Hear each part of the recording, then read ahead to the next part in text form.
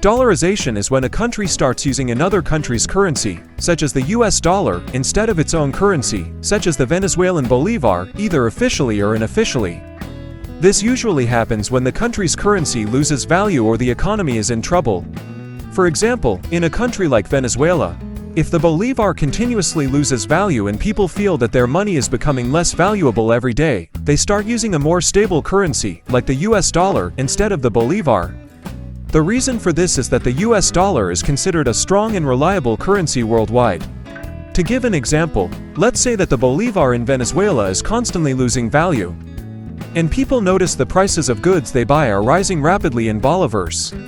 This situation leads people to prefer currencies like the US dollar or euro instead of the bolivar, because these currencies are less likely to lose value and are considered more reliable. Dollarization can happen in two ways. Official dollarization. The government makes a decision to ban the use of its own currency and adopts the US dollar as the official currency. For example, El Salvador adopted the US dollar as its official currency in 2021. Unofficial dollarization. Even though the government doesn't officially adopt the dollar, people and businesses start using the US dollar instead of their own currency in transactions and savings. In this case, the government doesn't impose a ban, but the people use the dollar for their own security. In conclusion, dollarization happens when a country's currency loses value, and people turn to a more reliable and stable currency like the US dollar.